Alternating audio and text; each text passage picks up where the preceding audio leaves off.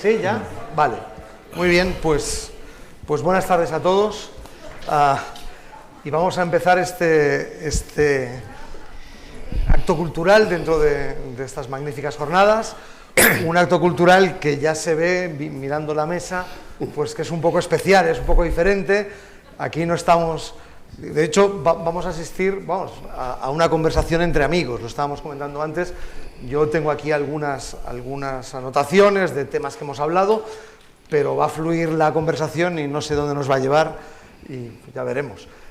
Amigos aquí y también muchos amigos que veo también entre el público. Y como decía, es un acto, esta parte un poco especial, porque precisamente, como es una conversación entre amigos, nos parecía... la sugerencia fue de Enrique García Máiquez, nos parecía que era bueno pues mojarlo con un poco de vino, buen vino, palo cortado. Tú explicarás puedes explicar un poco lo que has traído, para envidia del resto del público. Sí, no, yo le tengo un poco de alergia al agua, pero sobre todo cuando están botellas de plástico. Veo que las jornadas son exquisitas y lo han puesto en botellas de cristal, que eso es otra cosa por si entra tos, ¿no? Pero en líneas generales, si vamos a hablar de cultura, yo creo que como icono el vino nos va a servir además a lo mejor para explicar alguna cosa. Bueno, me comentaba Enrique, y me pareció muy bien que dice, hombre, la idea es magnífica porque estaremos entre amigos y bebiendo un buen vino. Lo segundo es que además, bueno, pues si alguno no se anima en esta conversación, igual el vino le desata la lengua. Y además comentabas tú un poco y veía aquella cita, hay varias citas, encontré la de Belloc, que decía que allí donde brilla el sol católico hay siempre risas y buen vino. Sí. Entonces aquí esperamos que brille ese sol católico, el vino está, las risas, pues ya veremos. A ver. Yo también quiero agradecer, pues sobre todo mucho a Rafael Sánchez Saus la confianza que depositada en mí, y para mí es alguno me decía, ¿estás nervioso? No lo estoy, porque es un gustazo el poder estar aquí y el poder charlar. Qué mejor, ¿no? Idea y qué mejor plan para un sábado por la tarde que charlar con buenos amigos, ¿no? Os los voy a presentar, porque después, como decía, vamos a entrar en la conversación, pero os los voy a presentar muy brevemente, porque casi todos yo creo que los conocéis a los tres, pero bueno, estas cosas del protocolo, por si acaso alguien no dice, ¿este quién es? Pues por ejemplo, este de aquí es José Luis López Linares, lo pone ahí, cineasta, director de cine, también empezó como director de fotografía, veía que tiene no sé cuántos premios. Yo destacaría, ha sido varios Goyas, ¿no?, de mejor director de fotografía, y el último, pues la mejor película, varias veces has recibido el de mejor película documental. Yo creo que casi todos lo conocemos sobre todo por aquel documental de España, la primera colonización, que además estos días yo creo que aprovechando el momento, la primera colonización, aprovechando el momento que vivimos en España, pues se podía volver a ver gratuitamente. Sí, exacto. Lo hemos puesto en la red. O sea que si alguno no lo ha visto o quiere volverlo a ver, es el momento, ¿no? Bueno, tengo aquí a Alejandro Rodríguez de la Peña, historiador. Ahora lo comentaremos, ¿no? Porque historiador, catedrático de historia medieval, después de pasar por Cambridge desde hace 20 años, pues está aquí en el CEU, y es un hombre de estudio, y yo digo, es un hombre de trilogías.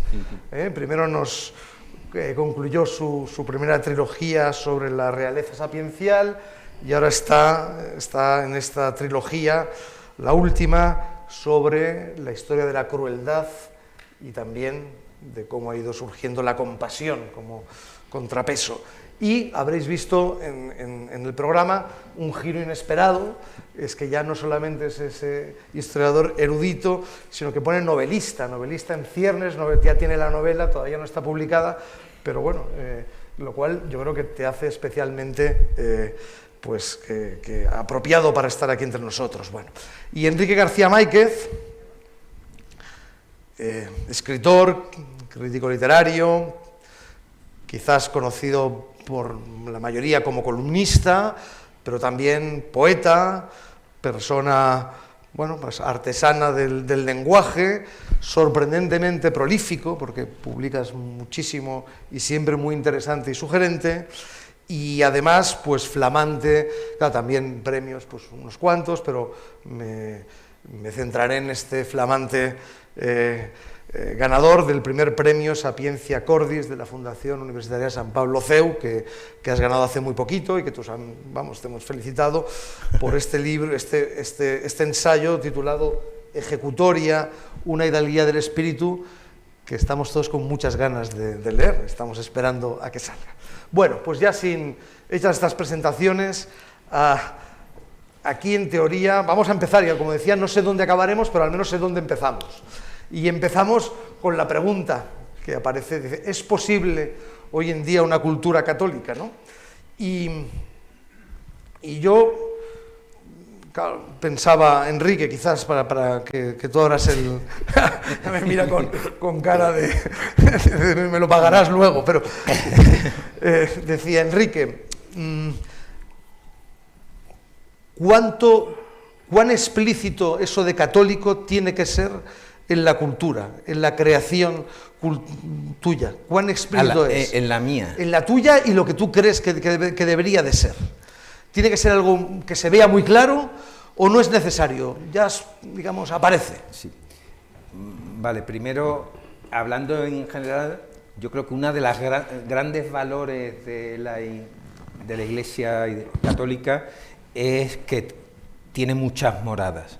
Y también eso implica que tiene muchos estilos literarios y compagina pues, el pacifismo del franciscano con el ardor guerrero del templario, o el silencio del cartujo con la predicación del dominico, o como decía Chesterton, elevar al máximo la nobleza del celibato y a la vez ponderar las familias numerosas, ¿no? Yo creo que esta riqueza que hace que culturalmente seamos como una vidriera con una sola luz, pero muchos colores y un poquito de plomo uniendo las piezas, es lo que debe imperar en la cultura católica. O sea, tiene que haber escritores católicos que no expliciten su fe y otros que sí, y no nos tenemos que desdeñar unos a otros, sino al revés, celebrar todos la misma luz.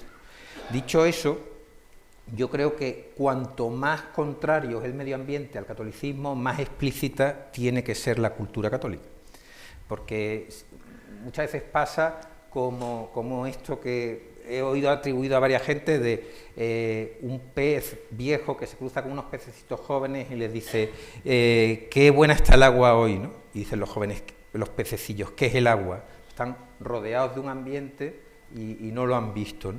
Muchas veces, a lo mejor en épocas muy, muy católicas, uno podía no ser consciente de que era un intelectual católico, porque estaba rodeado de agua.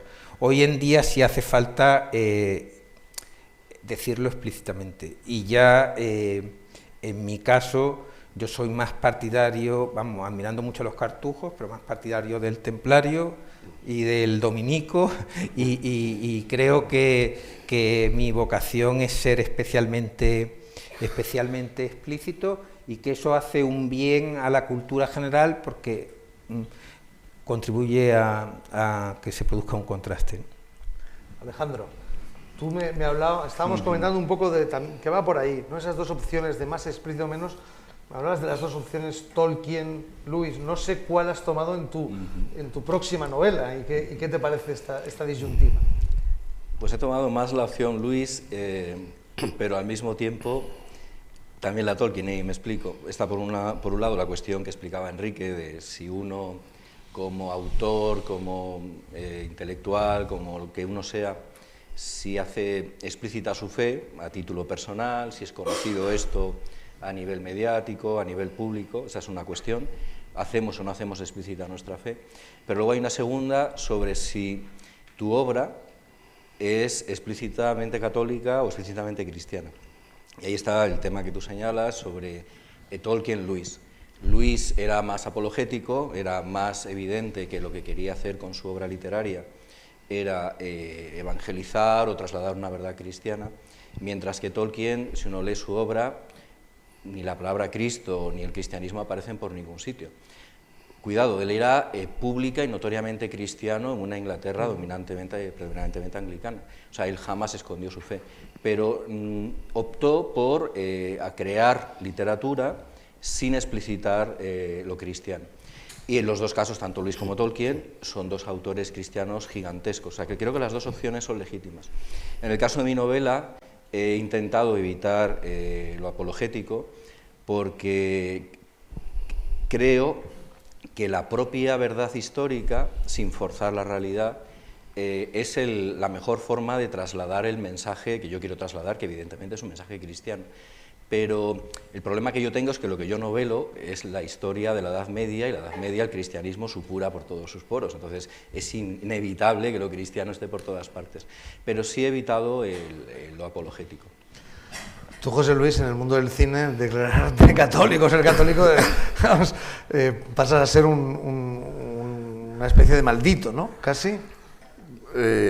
Bueno, yo he intentado que mis películas sean un poco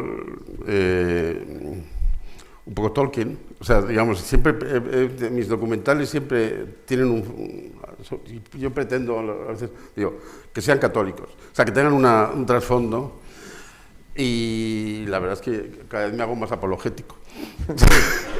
El siguiente... ¿Será porque el ambiente, como decía Enrique... La cercanía a Enrique. Claro. Pero la verdad es que sí, yo siempre he pretendido que en todas las películas que yo he producido y dirigido tengan o sea, la de Jerez, por ejemplo, sí, que Enrique conoce, ¿no? Pues es una película que está hecha, o una que hice de Goya el año pasado, que estuvo seleccionada en el Festival de Cannes, es un documental, ¿no?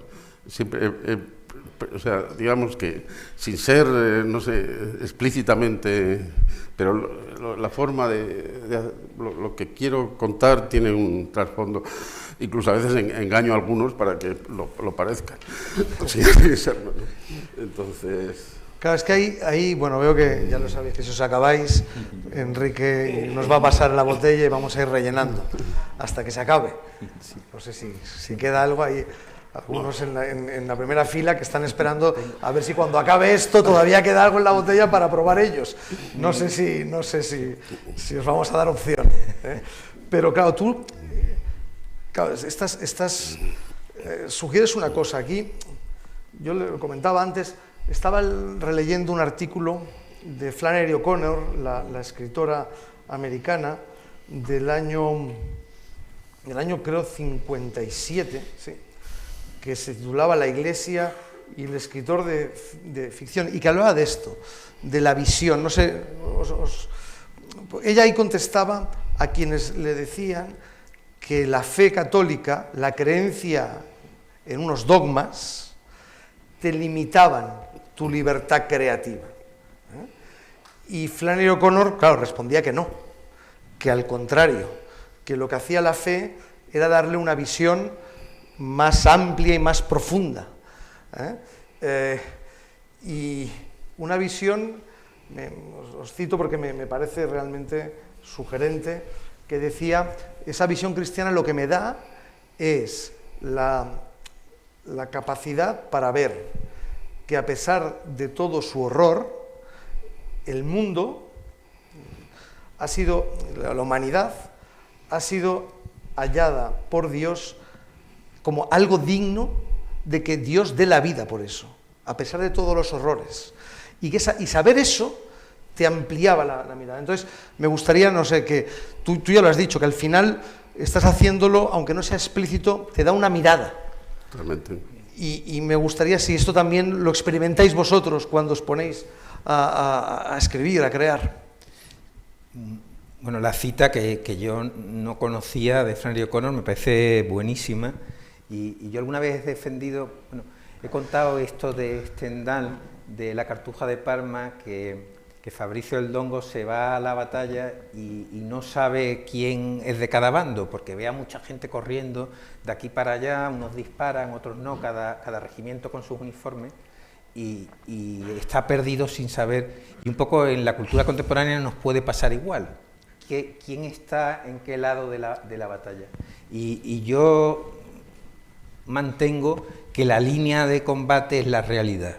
Quien defiende las cosas tal y como son está en el lado bueno de la batalla, y quien tiene un pensamiento utópico, voluntarista, idealista, que niega la realidad, está en el otro lado, sean o no cristianos. Y en el fondo, bueno, porque la realidad para los cristianos es obra de Dios, así que me parece muy bien este criterio de Flannery O'Connor de que el poeta o el cineasta, el novelista, pues tiene que contar las cosas como fueron, porque eso siempre va a caer en nuestro lado, ¿no? Esta frase tan maravillosa de San Ambrosio que cita Tomás Moro, de la verdad la diga quien la diga, siempre viene del Espíritu Santo, que podríamos un poco reconvertir en la realidad, la cante quien la cante, siempre viene del Padre, ¿no? Del Creador. Así que en ese sentido sí estoy... Fíjate, es que tengo aquí, porque la cita sigue, sí. Y digo, hay una conexión total y un acuerdo total entre Flannery O'Connor y Enrique García Máquez, porque ella también habla de cómo le hacían... Había la recriminación de que si los escritores católicos escribían ficción usándola como un medio para probar la verdad de su fe. Y ella, ante esta acusación, Flannery O'Connor decía, bueno, yo no sé con qué intención otros escritores lo hacen.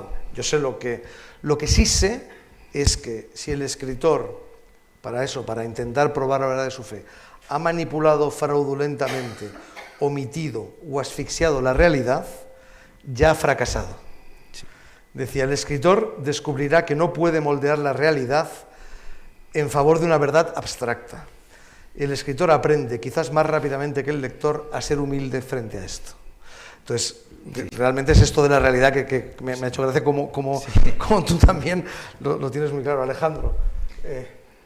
Yo estoy muy de acuerdo con esa cita, y bueno, con lo que ha dicho Enrique también. Cuando yo escribo mi novela es una novela histórica, entonces yo tengo una especial obligación de ser fiel a la realidad, porque yo estoy novelando historia. Pero al igual que cuando escribo un libro de historia, yo en el fondo soy un esclavo de la realidad, porque si yo hago con la realidad lo que yo la manipulo, como dice Flannery O'Connor, lo que estoy haciendo, primero, es un flaco servicio a mi oficio de historiador, pero segundo, estoy siendo un muy mal lo que sea cristiano, sea lo llamemos como lo llamemos, intelectual o lo que sea. Pero es que aquí hay una cuestión que me parece fundamental. El querer disfrazar, edulcorar, maquillar lo que hayamos hecho mal, indica una falta de confianza en la fuerza de la verdad cristiana, que es que al final, primero, la gente no es tonta y se nota cuando se hacen ese tipo de juegos de maquillaje, de ocultar cuestiones, pero es que además, y en esto soy muy medieval, porque los autores medievales usaban mucho el exemplum, el bueno y el malo, en el sentido de, si uno lee una crónica medieval, no ocultaban nunca las barbaridades que habían hecho papas, eclesiásticos, bueno, nuestro querido Dante, que tanto Enrique como yo somos muy de Dante, Dante retrata como una crudeza brutal lo que son los errores de la Iglesia y pone a papas en el infierno, siempre se dice esto. Y Dante es el único autor literario al cual se han dedicado 4 encíclicas papales. Luego, de su catolicidad no hay duda, ¿no? No tengamos miedo a decir lo que hayamos hecho mal, no hay nada que temer, no hay nada que temer. O sea, ni leyenda negra, que aquí está José Luis desmontándola, pero tampoco una leyenda rosa que hace un flaco favor, ¿no? Sí, también. No, una pequeña postilla que el genio está en saber ver bien la realidad. O sea, que no caigamos, porque todos... Lo digo porque yo estaba cayendo también un poco en esto, ¿no? La idea de que la realidad es una cosa plana y que se trata de dar fe como si uno fuese un notario, ¿no? La realidad hay que verla con los ojos del genio, una cita que a mí me gusta muchísimo de Simone Weil y que que dice que el mal imaginario y los malos imaginarios son todos divertidos, excitantes, tal, pero los malos reales son insoportables, terroríficos, tal, y el mal y el bien imaginario es aburrido, tal, por eso la gente, no, yo quiero irme al infierno, que es tal. Sin embargo, el bien real es apasionante, divertido, profundo, tal, y eso lo vemos en nuestra experiencia.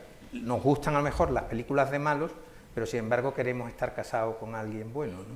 O sea, tenemos esta y dice Simone Weil, pero detectar esa belleza, esa bondad de la realidad exige el genio, esa mirada genial, ¿no? Eso, José Luis, que por supuesto tengo muy presente el documental sobre el palo cortado, que modestamente es mi preferido, y ve la realidad del negocio del vino de Jerez con una poesía impresionante, ¿no? Entonces, la realidad sí, las novelas sí, pero con esa mirada trascendente, ¿no? Decía Borges que el amor nos permite ver a los demás como Dios los ve. Pues la poesía nos permite ver a la realidad, o la poesía o la creación cultural, como Dios la ve. Entonces, ese matiz, ¿no? Que la realidad sí, pero no una copia de la realidad topográfica, sino pasada por el tamiz del genio, de la cultura, de las referencias. Sí, al hilo de esto, como ha dicho Jorge, yo he historiado la historia de la violencia a lo largo de unos cuantos milenios, y he usado en la introducción de uno de mis libros esta cita maravillosa de Simone Weil, donde remata esta cita que tú mencionabas diciendo: el mal es tedioso, es tedio. ¿Por qué? Porque es lo que es más frecuente. Lo que más abunda es el mal, no el bien. Y como has dicho muy bien, la mirada de la realidad, si es meramente de notario, a veces se le puede ocultar esa verdad, ese bien, esa belleza que está más oculto, y que es lo que de verdad es la luz, que está en la historia humana y en las personas. Pero en la mirada de notario frío y aséptico, si no tiene esa mirada, se le puede escapar esa luz, esa bondad que existe, que realmente se da. Y yo creo que, José Luis, que tu mirada precisamente en tus documentales es eso, es una mirada sobre lo bueno. Sí, eso pretendo. No sé. El documental del Jerez, voy a hacerte un poco de propaganda. Tú insistes en el del Jerez, que es el que te gustó. Es precioso porque habla del palo cortado cogiendo 3 familias, y entonces los Domecq, que se han arruinado y tal, pero el vizconde de Almocadén a ese palacio, una cosa así como de Lampedusa.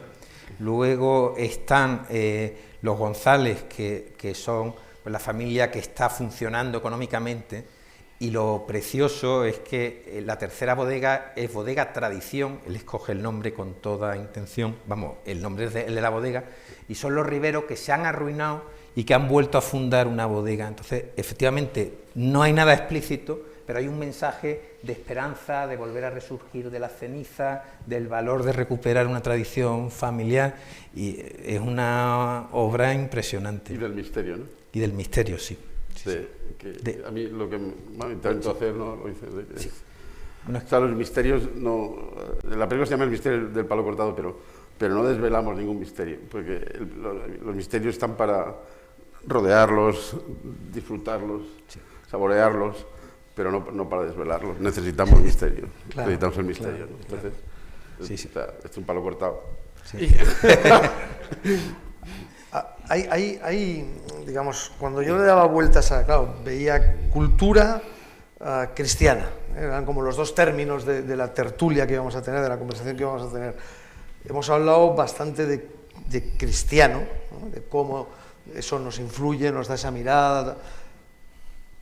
No hemos hablado tanto de qué es la cultura, y sí que yo buscaba y recordaba que había leído aquel libro de T.S. Eliot, seguro que lo conocéis, y donde define cultura como un sistema de creencias orgánico y compartido que no puede ser planificado.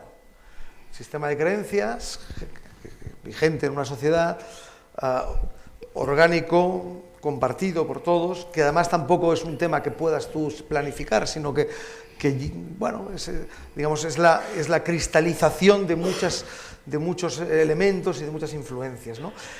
Claro, pensando en esto decía, bueno, con lo cual, y os lo lanzo, digamos, o hay cultura católica o habrá cultura otra cosa, pero cultura neutra no puede existir, porque son un sistema de creencias compartido, y cómo incluso en una sociedad pueden haber varias culturas compitiendo por a ver cuál de ellas. Entonces, no sé, me parece que era importante ver cómo esa pretensión que a veces existe de una cultura neutra, pues es una pretensión falsa, no existe. Yo es que creo que es imposible. Vamos, si uno ve la historia de las culturas, es imposible una cultura neutra. Toda cultura parte de una visión previa, antropológica, filosófica, religiosa. Es imposible, es que la cultura neutra es imposible. Entonces, claro, el problema es que algunos o muchos católicos han creído que es posible una cultura neutra, un espacio público, un ágora neutral, y no es posible. A lo mejor es posible, eso sería otro debate, y no toca hoy, imagino, una ágora política neutral, eso sería otro debate, pero desde luego una ágora cultural neutral es imposible. Y voy a dar un ejemplo muy sencillo de esto. A veces se nos olvida que cuando llega la Ilustración, que como nos ha explicado muy bien el profesor Juan Arana, trajo cosas buenas, pero trajo otras muchas desde el punto de vista cristiano que no tan buenas, y una de ellas es la creciente secularización de la atmósfera, no en un sentido solo ideológico, filosófico, sino en el sentido de lo que es la vida más esencial cotidiana. ¿Y a qué me refiero? A lo sobrenatural. Si uno ve las sociedades preilustradas, lo sobrenatural está por todas partes. ¿Qué ocurre después de la Ilustración? Que lo sobrenatural queda para cuentos infantiles. Los ángeles pasan de ser los ángeles majestuosos de Dante o del románico a ser angelitos para niños gorditos y sonrosados que nadie se toma en serio. Por supuesto, el milagro empieza a ser visto como algo, incluso por los propios pensadores católicos, algo imposible. Entonces, el mundo anterior a la Ilustración era un mundo donde lo sobrenatural estaba por todas partes y era lo decisivo. ¿Cómo va a ser igual una cultura que considera lo sobrenatural lo decisivo que una cultura que considera lo sobrenatural, aunque se crea en Dios, en el Dios de Kant, como algo para viejas o para niños? Es que cambia completamente el paradigma. Sería una cultura que, con lo que tú decías, donde se ha desterrado también el misterio, ¿no? Exacto. Claro, no sé, es que en realidad yo creo que en el fondo cualquier cultura es religión. O sea, que no hay... O sea, habrá que elegir qué claro, religión, o sea, ¿no? Es la que insufla vida a esa cultura. Pero ahora mismo, pues el nihilismo es una religión, ¿no? O sea, tú me decías antes que hoy en día el cine son seguidores de la religión del nihilismo. Por supuesto, ¿no? El cine mundial es de un nihilismo apabullante. ¿Y cómo sobrevives tú en ese contexto? Pues refugiado ahí, mi pequeña. Hay refugios, ¿no? Donde se puede claro. Bueno, sobrevivir y sobre hacer todo, cosas interesantes. Es que, claro, los refugios es fundamental, el refugio, ¿no? O sea, de decir que ha sido, bueno, la historia del cristianismo, el refugio es fundamental, ¿no? No, sí, claro, sí, esos monasterios que también se dedicaron a hacer buenos vinos pero por otro lado, o sea, por ejemplo, en el documental, en España especialmente, tenemos que tener en cuenta que el documental es un género, bueno, a mí es el género que más me gusta, y dejé de hacer ficción para hacer documental hace ya 25 años. El documental tiene muy poco desarrollo en cines comercial, o sea, es más fácil verlos en la televisión, aunque ahora, bueno, y quizás desde que yo hice hace ya un montón de años, en el 96, Asaltar los cielos, que fue un documental que tuvo un éxito en las salas de cine. Bueno, pero lo que quiero decir es que los documentales que más éxito tienen son los documentales muchas veces principalmente católicos. O sea, Libres, el que se ha estrenado, que era una historia, ha hecho 80.000 espectadores en salas de cine. No está nada mal. Sin apenas publicidad. O sea, por supuesto, la primera globalización hicimos 70.000 en salas de cine, un año antes. Pero el de Medjugorje hizo también 40.000, o sea, son cifras importantes. O sea, hay un público... Claro, que es un público que va a ver pide eso, que va a ver documental y que va a ya está harto de nihilismo y de que claro, les metan ahí pues pero claro, ideología woke. De esos documentales, o sea, el año en que yo hice Globalización, en los Goya, por supuesto no fue seleccionado ninguno de estos documentales que había hecho, y entre los 4 seleccionados a los Goya habían hecho 4.000 espectadores, y eso engañando, yo creo, en salas de cine. O sea, que digamos que hay que el documental, por lo menos el documental católico, gana por goleada, o sea, en España, o sea, que no es... O sea, no hay nada, no hay ninguno que se le acerque, o sea, que no es... Pues es un síntoma de esperanza, es un ¿no? síntoma de... Está muy bien. Sí, hombre, sí, claro, por supuesto, pero es un síntoma de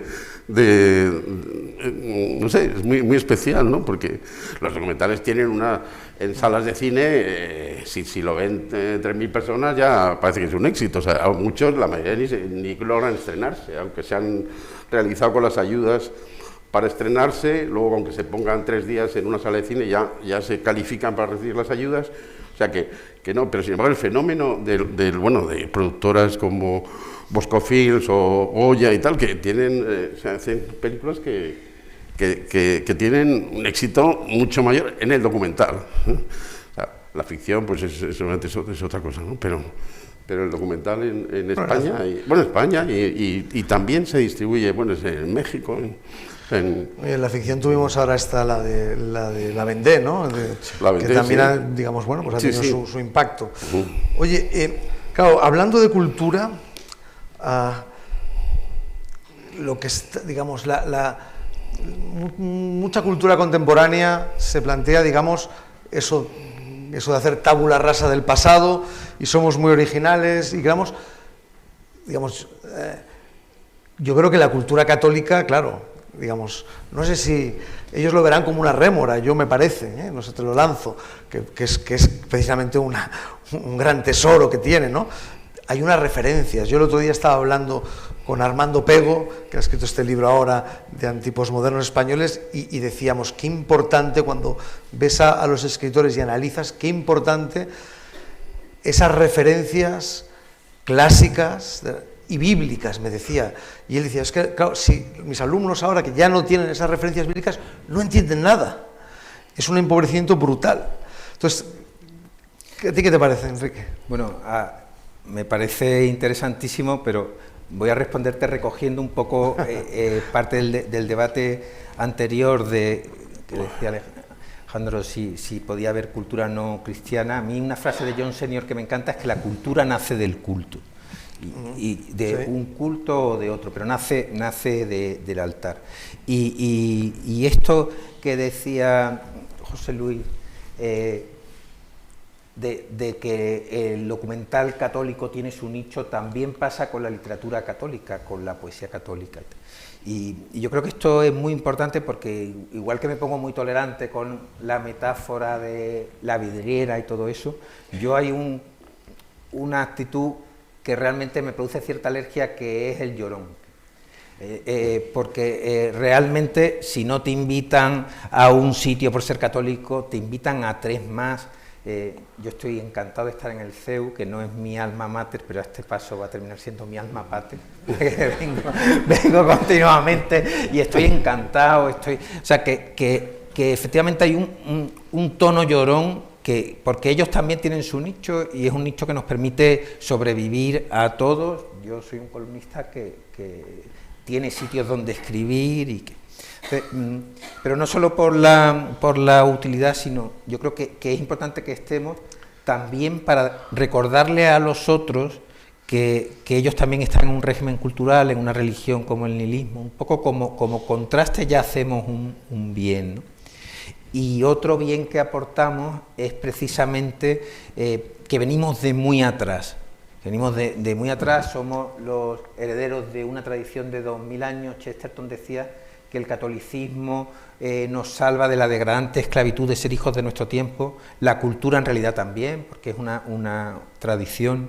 Entonces, aportar al debate contemporáneo esto, ¿no? Muchas veces cuando la Iglesia tiene la tentación de ayornarse, quizá está perdiendo, está dejando de darle a la gente esa liberación de la degradante esclavitud de ser hijos de nuestro tiempo. Efectivamente, yo creo que, como decía Armando Pego, es muy importante y lo podíamos casi tomar como una función social que tenemos, ¿no? Aportar a nuestro tiempo una tradición milenaria y salvarle del discurso autorreferencial en el que se mete. De hecho, eso siempre lo ha hecho la Iglesia, porque todos los clásicos, digamos, latinos y griegos los salvó la Iglesia. Salvó la Iglesia, sí, sí. Eso es emocionante. Es precioso. Sí. Claro, tú ahora hablabas de este relativo éxito de difusión. Aquí estamos de los documentales. Estaba pensando que, claro, un documental aspira al menos a tener una difusión masiva. Un libro de poemas de Enrique, pues es más, digamos, tiene una difusión más limitada, ¿no? Pero ahí, digamos... Yo recomiendo a la gente joven, perdona, que empiece siendo poeta, ¿no? Porque eso te da un optimismo ya. O sea, un poeta con 12 lectores ya es un autor de éxito. Uno ve esto y está entusiasmado. Es un buen comienzo para cualquier labor. Yo en esta línea, ¿sí? Sabes que hay un libro de Enrique Vilamatas que había toda una colección de autores que han escrito un solo libro. Sí. Y yo también recomendaba empezar con estos porque te conviertes en especialista, claro, en el autor. Toda la obra, sí. Lo he leído todo, ¿no? Pues eso también, ¿no? En esta línea. Claro, y entonces ahí está como... a veces, claro, tú, con tus novelas, digamos, la disyuntiva entre si mantener ese rigor...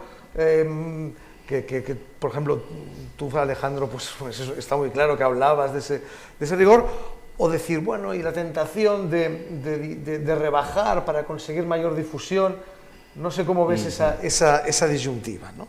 De llegar a más.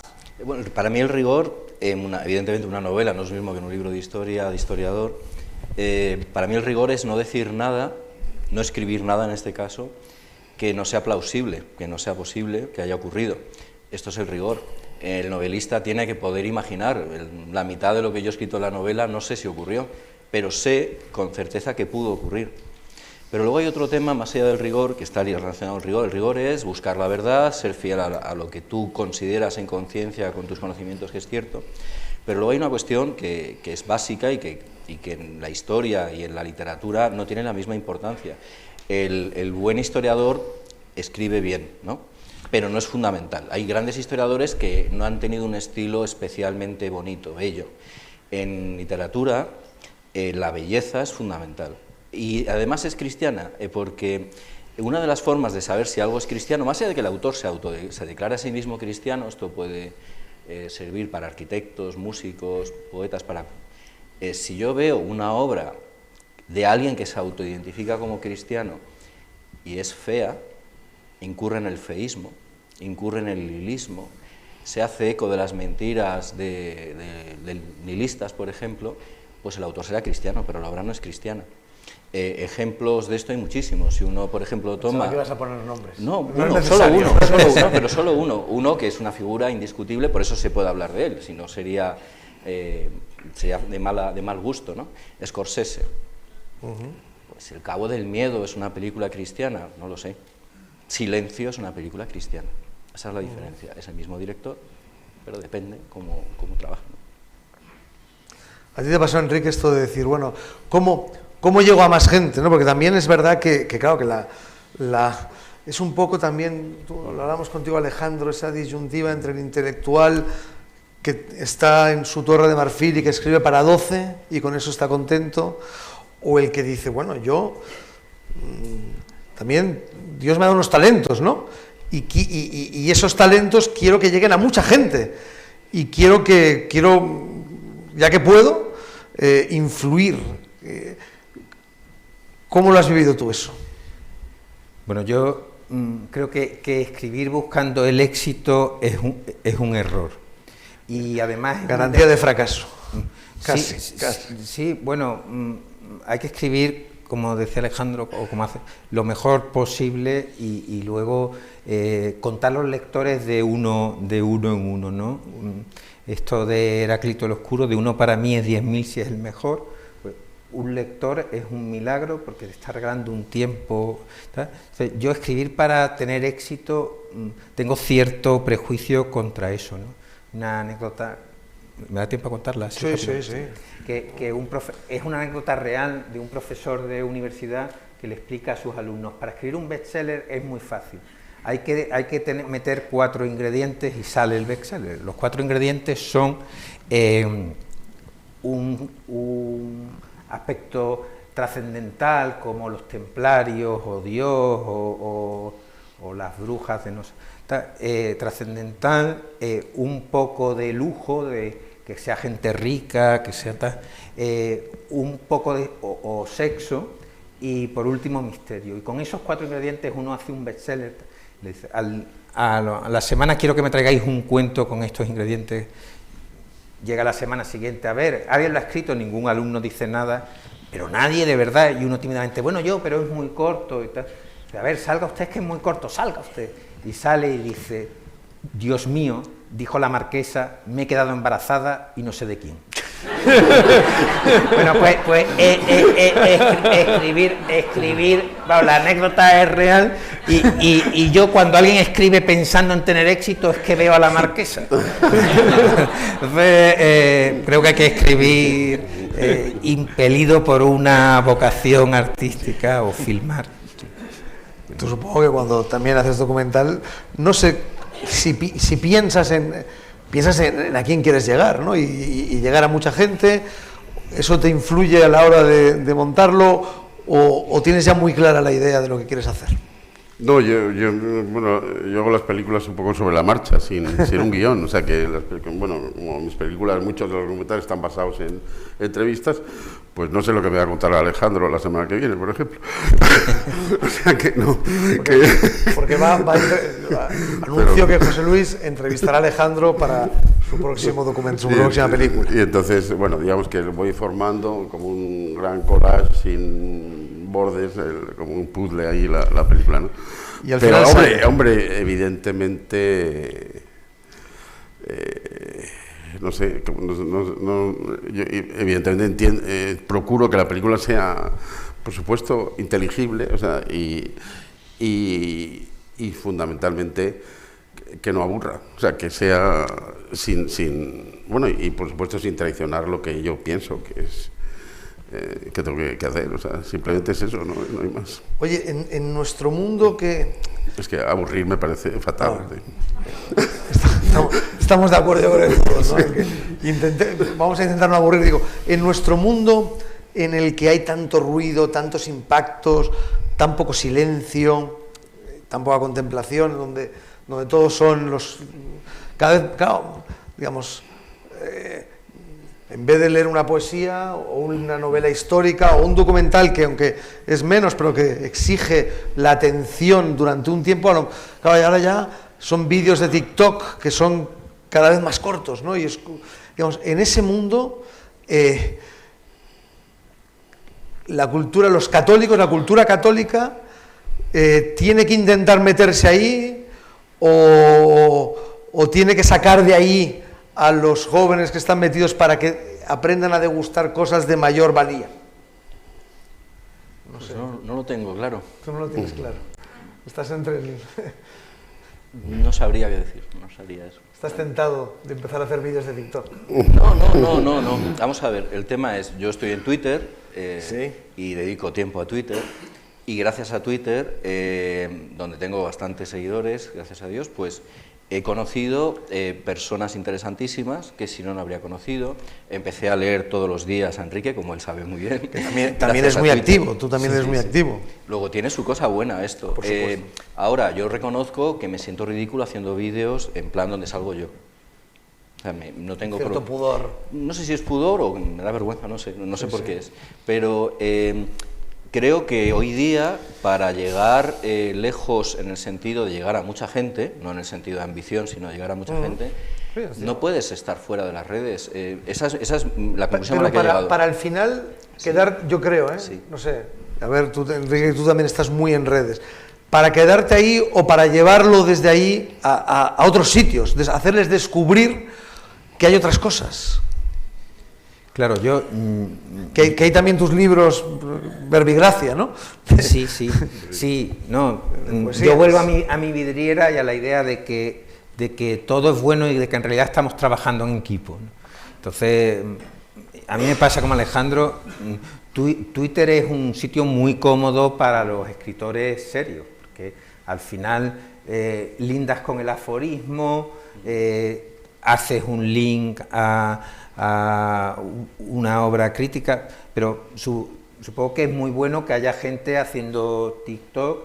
Lo que está claro es que hay mensajes que no se pueden dar en un TikTok y hay mensajes más profundos que necesitan no un libro sino una trilogía, y lo que necesitan es la trilogía, y hay mensajes. Entonces, bueno, yo sí creo en este trabajo en equipo, y una manifestación del egocentrismo latente es esto de pensar que todos tenemos que estar en todas las batallas. Entonces, bueno, yo sí creo, pero en el estupendo Congreso de Conservatismo que se celebró hace 2 semanas, yo dije que los conservadores teníamos que hacer 5 cositas mínimo, y una de ellas que yo veo que es muy importante, que se está perdiendo, es la crítica literaria.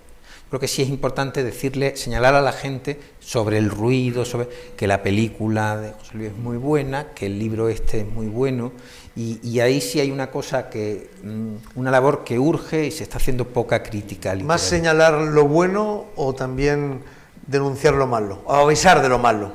No te metas, o más decir, recomendar, mira esto, lee aquello. Sí, yo creo, avisar de lo malo tiene muchísimos más lectores. Yo codirigí con José Mateos y Abel Feu una revista literaria donde decidimos que no íbamos a hacer una crítica mala de ningún, y fue un fracaso comercial, y porque la gente quiere sangre y tal, y yo creo que es muy bueno ser valiente y hablar de lo malo, y criticar lo malo, además de, por supuesto, ponderar lo bueno. Lo que pasa es que yo no he sido capaz de hacer eso nunca, y por eso no seré un buen crítico, porque para hablar mal de un libro malo hay que habérselo leído muy bien. Y yo la verdad que leer mucho tiempo un libro malo... Sí, la verdad es que es desagradable, ¿no? Claro, entonces nunca... Da pereza, ¿eh? Sí, o sea, y por eso, o sea, los críticos completos que hablan, porque ahí me has metido un gol, te quiero decir que has dicho una cosa que es verdad y que yo no hago, que es que hay que hablar mal de los libros malos. Eso exige un sacrificio y un inmolar tardes enteras de tu vida por el bien de la sociedad, que... Ya habrá alguien que lo haga, Enrique. Sí. Como decíamos, yo además muy, muy católico eso del sí, que no es una cosa o la otra, sino es una cosa y la otra. Sí. Bueno, pues ya habrá quien se dedique a eso, sí, ¿no? Esperemos. Vamos a ir ya acabando. Yo tenía aquí una última cita, a ver qué os parecía, y que también de Flannery O'Connor, que decía: me dicen que como soy católica no puedo ser una artista. Les respondo que precisamente como soy católica no puedo permitirme menos que ser un artista. Entonces, digamos, con una cierta como autoexigencia, precisamente porque soy católica tengo que ser especialmente, hacer algo que realmente valga la pena, ¿no? No sé si vosotros también cuando creáis, cuando publicáis, cuando escribís, cuando filmáis, tenéis también esa sensación de que precisamente por ser quien soy, incluso tengo que esforzarme incluso más, porque quizás me van a juzgar incluso con mayor severidad. Quizás sí, es cierto, pero los que nos van a juzgar fueron los que construyeron las catedrales, los que Cervantes, o sea, el director de Amanecer, yo pienso que los que nos juzgan son nuestros ancestros, los que están a su altura. Intentar no quiero. Me importa más el juicio de nuestros antepasados, de la gente, que el juicio del presente, ¿no? Está bien esto de no estar muy pendiente, ¿no? del juicio del presente. Enrique, no sé si tú... Hausmann decía que la mejor regla crítica que existe es el test de la carne de gallina, y resulta que con la cita que tampoco conocía, yo creía que había leído a Flavio O'Connor, pero se me ha puesto la carne de gallina. Yo creo que efectivamente te exige una mirada artística, y los católicos estamos especialmente llamados a esa, entre otras cosas porque el misterio de la encarnación es un misterio muy artístico, es una idea que se plasma en la realidad. Pero también se me ha puesto la carne de gallina con lo de los ancestros, ¿no?, que son los que nos van a juzgar. Sí, yo creo también que ese punto, bajando ya a la práctica, ese punto de provocación que implica ser un creador cristiano, es muy necesario, ¿no? A mí me encanta la anécdota esta de Hilary Belloc, que se presentó de político por una circunscripción muy protestante, y sus rivales empezaron a decir: hombre, vais a votar a un católico, a un papista, tal. Entonces, en el primer mitin, lo primero que hizo fue sacar el rosario y le dijo: señores, esto es un rosario, lo rezo todos los días. Cada día empiezo a ir a que puedo, voy a misa. Y si ustedes no me votan por eso, les agradezco que me hagan el honor, que me eviten el deshonor de ser su representante. Yo también pienso que ser un escritor católico tiene un punto de ese velo, ¿no? Es decir, yo escribo desde mi fe, y si usted no me va a leer por esto, me evita el honor de ser, el deshonor de ser leído por alguien que tiene unos prejuicios culturalmente espantosos. ¿Qué, Alejandro? Pues a mí me ha pasado igual. Al escuchar a José Luis hablar de los antepasados, es verdad que has tocado una figura ahí. Me ha recordado una frase de Tolkien, del Señor de los Anillos, que seguro que muchos vais a recordar, cuando Theoden dirige la carga de los Rohirrim para acabar con los orcos que están asediando Minas Tirith. Él muere en batalla, y cuando está agonizando le coge la mano su sobrina y dice: no sufras, que ahora no pasaré vergüenza en presencia de mis antepasados. Pues eso es verdad. Cuando uno piensa, por ejemplo, no voy a decir evidentemente nombres, pero mi novela ya ha pasado por editoriales y bueno, está esperando editor, ¿no? Pues en una editorial me dijeron que me dieran más sexo y más violencia, un poco las 4 normas a las cuales hacía referencia Enrique. Y yo tengo claro, hablábamos de memoria, el cristianismo es memoria, nosotros somos iglesia militante de la tierra, hay una iglesia purgante y una iglesia triunfante. Yo no quiero pasar vergüenza en presencia de mis antepasados, porque lo que haya escrito cause bochorno, no desde la mirada de ahora, teniendo éxito ahora, sino desde la perspectiva de los milenios, que es donde, como has dicho muy bien, Enrique, a los católicos tenemos que escribir. Bueno, yo creo, podríamos seguir hablando, ya os imagináis. La buena noticia es que creo que no nos hemos acabado la botella, con lo cual todavía va a quedar para alguno de vosotros, pero sí que tenemos una pequeña sorpresa para acabar. Es verdad que con esto de los ancestros, Theoden, la verdad es que acabábamos muy bien, pero yo creo que vamos a acabar, bueno, pues con una sorpresa que es como la guinda, que es que os vamos a pasar el tráiler del documental en el cual José Luis está trabajando, y que yo no sé cuán avanzado está, pero por el tráiler parece que está bastante, pero no sé. Pero yo hablando con José Luis me dijo: hombre, pues quizás me sugirió esto del tráiler, lo vi y a mí dije: hombre, es la manera magnífica de acabar, porque yo creo que realmente a mí me entraron ganas de ir a verla. Allá del documental, o sea que yo... Sí, es lo malo, que claro, te tragas de verla, pero todavía no está. Pero claro. Pero yo tengo ganas de leer el ensayo de Enrique, la novela de Alejandro y el documental, pero está todo... Bueno, esperemos que ya llegue. No sé cuánto calculas que va a tardar. Bueno, yo sí, con la ayuda de la Virgen de Guadalupe, espero tenerla para abril. Muy bien, pero 2024. Me tiene que ayudar bastante. Pues yo... aquí a la parte técnica le pediría que proyectase ya este documental. Sí, nos podemos sentar ahí para verlo. En Hispanoamérica somos víctimas de un relato que básicamente dice lo siguiente: nosotros éramos santos indígenas. Ese paraíso, esa situación paradisíaca, es interrumpida por la llegada de unos barbudos singularmente crueles que solo vinieron a robar, pillar, vejar, matar, etc. La historia mítica que late en el corazón y en las mentes de muchísimos hispanoamericanos es completamente falsa y muy peligrosa. Quito quizás es el mejor ejemplo en ese sentido, porque España vino a saquear, pero sin embargo tenemos una ciudad maravillosa, llena de riquezas, que demuestra lo contrario. O sea, ¿cuál es la intención? De matar a todos los indios y poner 2 hospitales, de robarse todo el oro y llenar la iglesia y la compañía de todo el oro que había.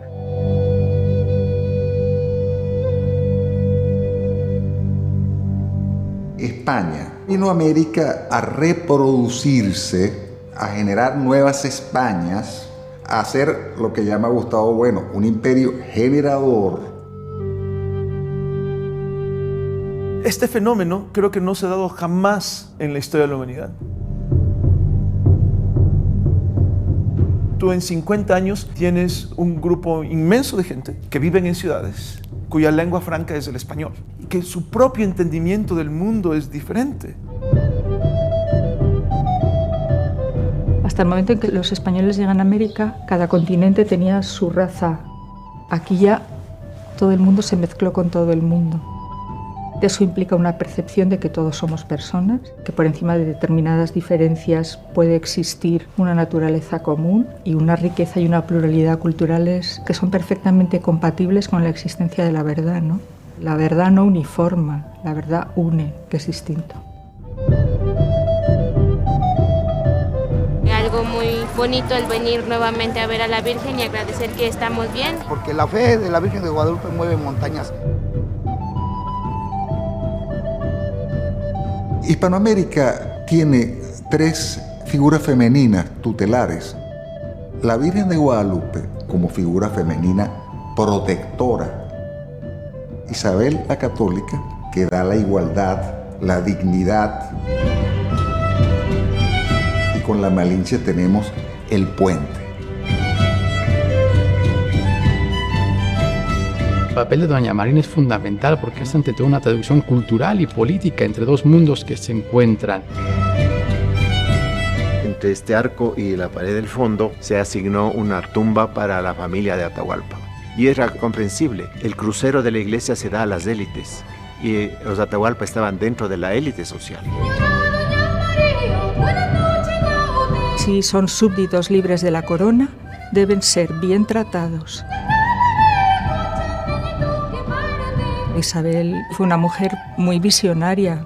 A finales del siglo XV la esclavitud era legítima en Castilla y, sin embargo, unas islas y tierra firme que no se conocían abre la posibilidad de un mundo nuevo.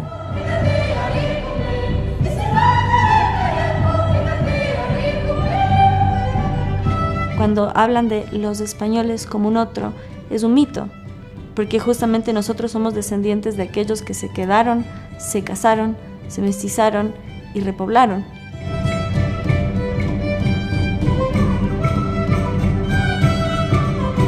Nosotros, los hispanoamericanos, e incluyo España, nos desconocemos y lo poco que conocemos no nos parece bueno. Si nosotros nos conociésemos de manera suficiente, palparíamos la realidad de nuestra comunidad. Conozcámonos un poco más para poder vivir bajo el sol desde nuestros parámetros y dentro de la civilización hispánica, que es nuestra casa.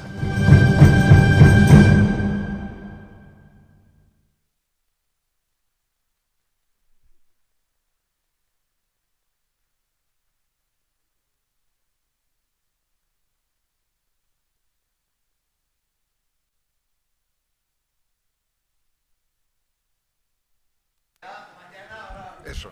Nos despedimos hasta mañana, que comenzaremos a las 10:30, me parece que es. Pero hay que llegar como media hora antes, como mínimo, para la misa, que será en la capilla, no esta, evidentemente, en la que ha habido la misa ayer y hoy, sino en la capilla del Colegio Mayor San Pablo, que tiene su entrada por la calle Isaac Peral, no por esta calle por la que hemos estado entrando, sino por la calle perpendicular, por la calle Isaac Peral, ¿de acuerdo?